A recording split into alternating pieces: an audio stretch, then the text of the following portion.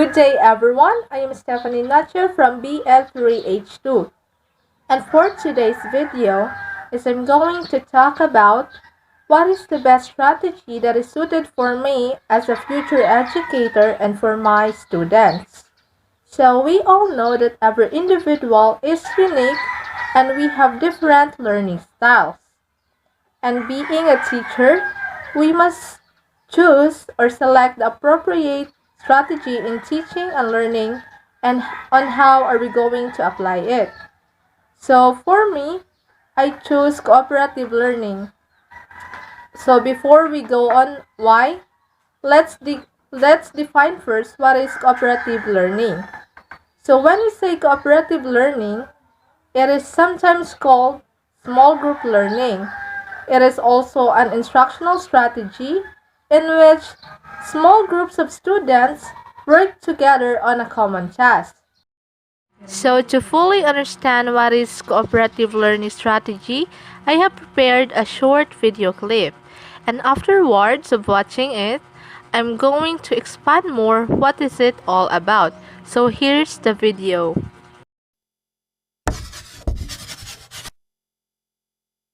In cooperative learning, the teacher puts students in small groups to do an activity together. The students take the lead in doing the activity. The teacher only provides guidance as needed. The teacher does not put the same students together for each activity, but changes the groupings. That way, students can learn from a variety of partners. So in cooperative learning, the teacher puts students in groups, lets them take the lead in doing the activity, and changes the groupings for different activities. This method helps students learn about sharing, getting along with others, and working together.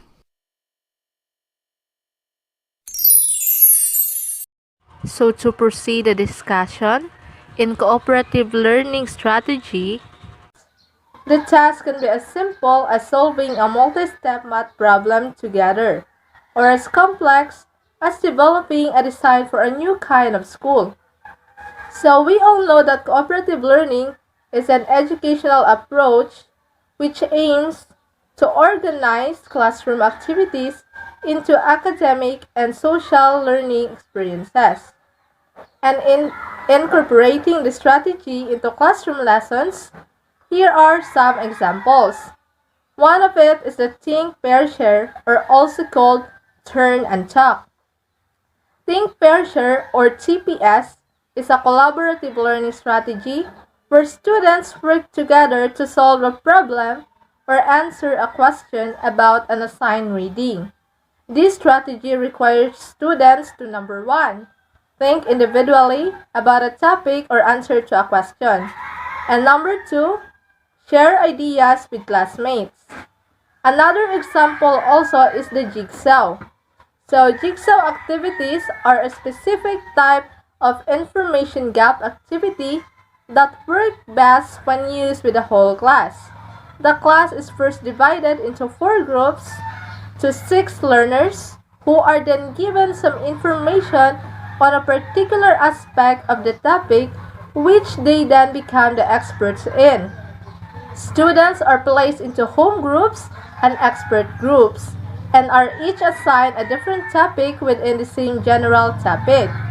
So, the reason why I choose cooperative learning is because it helps to raise achievement of students, build positive relationships among students, because it is important for creating a learning community that values diversity. It also provides experiences that develop both good learning skills and social skills. So, the goal or purpose of using this strategy is for students to work together to achieve a common goal.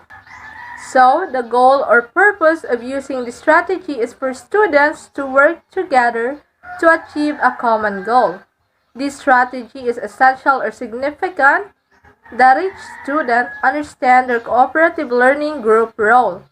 It also encourages students with mixed abilities to work together by promoting small group or whole class activities.